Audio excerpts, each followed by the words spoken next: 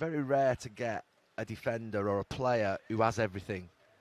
Height, speed, good in the air, good on the ground, can play long passes, can play short passes, can play with his left foot, can play with his right foot. You're talking about a unique football player. And to add to that, the most important thing is the intelligence and understanding and reading of the game. You normally can get players who are tall, quick, good in the air, but they can't read the game. He can read the game as well. So he is absolutely the complete centre-back. Usually you see a pair of centre-backs that sort of one is the intelligent one who sweeps up everything, the other is the aggressor, the one who goes and sort of attacks everything, and he does all that. He's the best in both boxes. He's the best with the ball at his feet. He has the most passes for Liverpool nearly every single season. He plays direct passes over to Salah that are 60, 70 yards, but looks like he's just fading a little 7-iron. You watched him Rory McIlroy last week, and there was a pass he played at one point in this game, just like a golfer, just drifting it beautifully into sort of the feet of someone. He passes it into feet, he wraps it into midfield.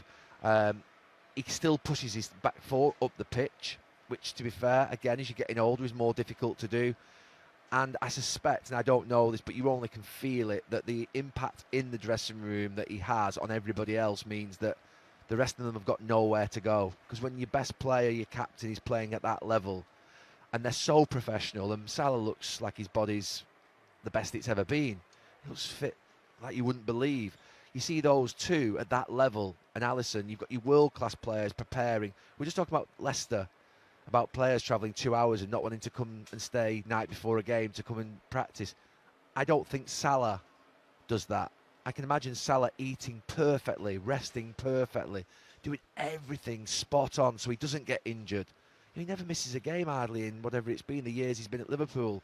Van Dijk's had the odd injury, we know that, but you can imagine the levels of professionalism that these top players have. So it then drives that standard right the way through everybody else. And the young players coming up, the players that have gone from 6 to 7 and 7 to 8, are probably because of these three as well.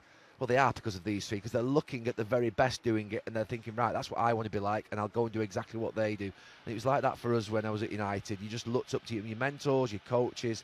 The standards are very high, and that's what Liverpool have got in those three in the dressing room. In Alisson, I think Salah and Van Dijk, they're sensational.